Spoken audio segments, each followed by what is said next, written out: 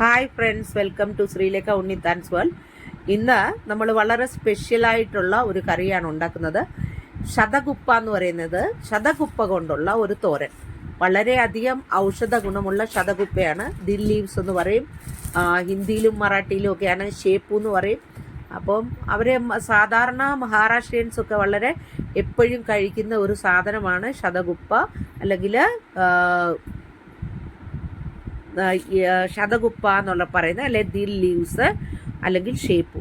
അപ്പം ഈ സാധാരണ പ്രസവമൊക്കെ കഴിഞ്ഞ സ്ത്രീകൾക്കാണെങ്കിൽ പ്രസവം കഴിഞ്ഞ സമയത്തൊക്കെ ഇവർ ഈ ശതകുപ്പയുടെ കറി അല്ലെങ്കിൽ ദിൽ ലീവ്സിൻ്റെ അല്ലെങ്കിൽ ഇതിൻ്റെ ഷേപ്പുൻ്റെ കറിയാണ് ഉണ്ടാക്കി കൊടുക്കുന്നത്.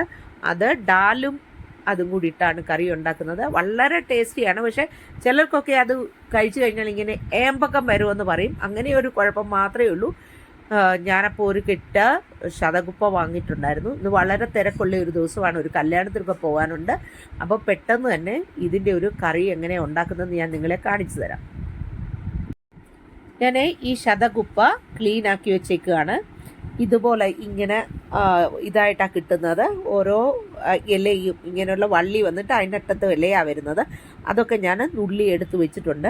ഇനി നമുക്ക് അത് വൃത്തിയായിട്ട് കഴുകിയിട്ട് പിന്നെ അത് ചെറുതായിട്ട് അരിയണം. അത് കഴിഞ്ഞ് വെളുത്തുള്ളിയും പച്ചമുളകും പിന്നെ വേണമെന്നുണ്ടെങ്കിൽ ഇത്തിരി നമ്മൾ ചെറുപയർ പരിപ്പൂടെ ചേർത്ത് ഉണ്ടാക്കിയാൽ വളരെ ടേസ്റ്റാണ്, വളരെ ഹെൽത്തിയാണ്. അപ്പോൾ നിങ്ങൾക്ക് ഈ ശതകുപ്പ കിട്ടുവാണെങ്കിൽ ഞാൻ ഈ പറയുന്ന പോലെ അതിൻ്റെ ഒരു തോരൻ ഉണ്ടാക്കി നോക്കണം. അപ്പോൾ നമ്മൾ തോരൻ വെക്കാൻ വേണ്ടിയിട്ട് ശതകുപ്പയുടെ ഒരു ചട്ടി വെച്ചിട്ടുണ്ട്. ചട്ടിയിലേക്ക് ഇത്തിരി എണ്ണ കൂടുതൽ ഒഴിക്കണം കേട്ടോ, എങ്കിലേ ഇതാകത്തുള്ളൂ. അപ്പോൾ ഞാനൊരു 3 ടേബിൾ സ്പൂണോളം എണ്ണ ഒഴിച്ചു. എണ്ണ ഒന്ന് ചൂടായിട്ട് വരട്ടെ. അപ്പോഴത്തേക്ക് ഞാൻ ഈ ശതകുപ്പ അരിഞ്ഞു വെച്ചിട്ടുണ്ട്. അതുപോലെ ഒരു 3-4 ടേബിൾ സ്പൂണ് ചെറുപയർ പരിപ്പ് കുതിർത്ത് വെച്ചിട്ടുണ്ട്. പിന്നെ ഒരു കുടം വെളുത്തുള്ളി, പിന്നെ 4-5 എരിവുള്ള പച്ചമുളകും കൂടെ അരിഞ്ഞു വെച്ചിട്ടുണ്ട്. നമ്മുടെ എണ്ണ ചൂടായിട്ട് വന്നു. അതിലേക്ക് ഞാൻ അരിഞ്ഞു വെച്ച പച്ചമുളകും വെളുത്തുള്ളിയും കൂടെ ചേർത്ത് കൊടുക്കുക.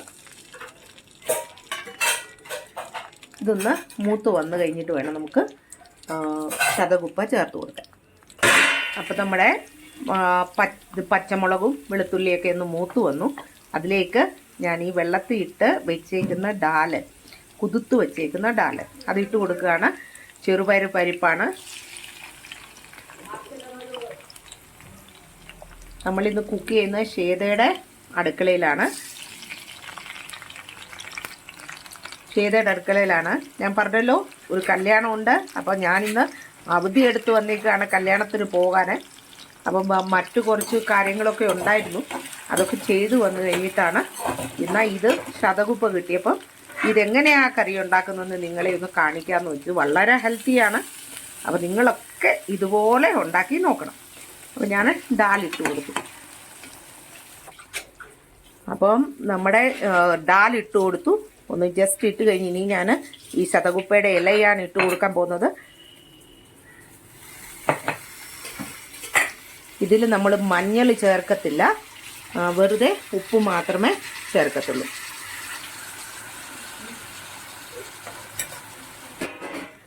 നമ്മൾ ഈ ശതകുപ്പ ഇട്ടപ്പോൾ അങ്ങനെ കടയിലിൻ്റെ മേളിലേക്ക് നിൽക്കുകയായിരുന്നു. അതൊന്ന്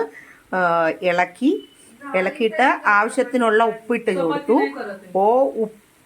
ഉപ്പിടുമ്പം വളരെ സൂക്ഷിക്കണം. കാരണം എന്താണെന്ന് വെച്ചാൽ ഇലക്കറികൾ വെന്ത് കഴിയുമ്പം വളരെ കുറവേ കാണത്തുള്ളൂ. അപ്പം നമ്മൾ ഉപ്പ് അതനുസരിച്ചിടണം, അല്ലെങ്കിൽ ഉപ്പ് കൂടിപ്പോവും. ഇനി ഇതിലുള്ള വെള്ളത്തിൽ, ഈ കറിയിലുള്ള വെള്ളത്തിൽ തന്നെ ഇത് വേവണം.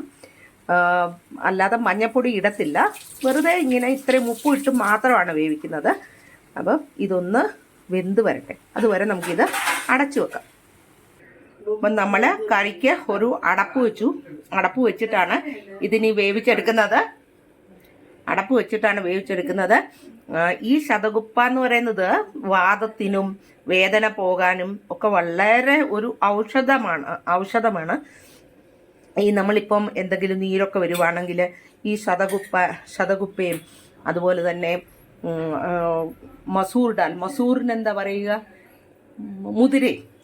മുതിരയും കല്ലുപ്പും ഒക്കെ കൂടെ വറുത്തിട്ട് അതിൻ്റെ കിഴി കെട്ടി ഇങ്ങനെ കിഴി വെക്കുകയൊക്കെ ചെയ്തിട്ടുണ്ട്.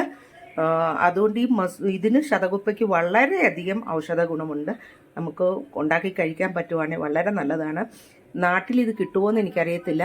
മഹാരാഷ്ട്രയിലൊക്കെ ഈസിലി അവൈലബിൾ ആണ്. അപ്പോൾ ഇതൊന്ന് വെന്ത് വരട്ടെ. ഞാൻ 10 മിനിറ്റ് ഇത് അടച്ചു വെച്ച് വേവിച്ചായിരുന്നു. വെള്ളം ഒന്നും ഒഴിച്ചില്ല. ഇതിലുള്ള വെള്ളത്തിൽ തന്നെയാണ് ഇത് വെന്തത്. വെന്തപ്പം തന്നെ നമ്മുടെ കൂടെ ഇട്ടിരുന്ന ചെറുപയർ പരിപ്പ് അത് നന്നായിട്ട് വെന്തിട്ടുണ്ട്. ഇങ്ങനെ ഒന്ന് കടിക്കാൻ അത്രയും പാകത്തിന് വെന്തിട്ടുണ്ട്. അപ്പോൾ വളരെ ടേസ്റ്റി ആയിട്ടുള്ള ഒരു തോരനാണ്. നിങ്ങളെല്ലാവരും ഉണ്ടാക്കി നോക്കണം. വളരെ എന്താ ഞാൻ പറയുക, ഹെൽത്തിയാണ്. ഈ മഹാരാഷ്ട്രയിലൊക്കെ ഞാൻ പറഞ്ഞില്ലേ, പ്രസവം കഴിഞ്ഞ പെണ്ണുങ്ങൾക്ക് നമ്മുടെ കൂട്ട് ഈ അരിഷ്ടവും അതുപോലെ തന്നെ ലേഹിയൊന്നും കൊടുക്കത്തില്ല. അവർ കൊടുക്കുന്നത് ഇതുപോലെയുള്ള മേത്തിയുടെ ഇല എന്ന് വെച്ചാൽ ഉലുവ ചീര കൊണ്ടുള്ള തോരൻ, അതുപോലെ തന്നെ ഈ ശതകുപ്പയുടെ തോരൻ, അങ്ങനെയൊക്കെയുള്ള ആഹാരങ്ങളാണ് കൊടുക്കുന്നത്. അവർക്കൊരു പ്രശ്നവും ഇല്ല. കാരണം വളരെ നല്ല ഒരു പ്രസവം കഴിഞ്ഞിട്ട് അവരുടെ ഇതുപോലുള്ള ആഹാരങ്ങളൊക്കെ കൊടുക്കുന്ന കാരണം അവർക്ക് നടുവിന് വേദനയോ അങ്ങനെയുള്ള ഒരു പ്രശ്നങ്ങളും ഉണ്ടായി ഞാൻ ഇതുവരെ കണ്ടിട്ടില്ല എൻ്റെ അറിവിൽ.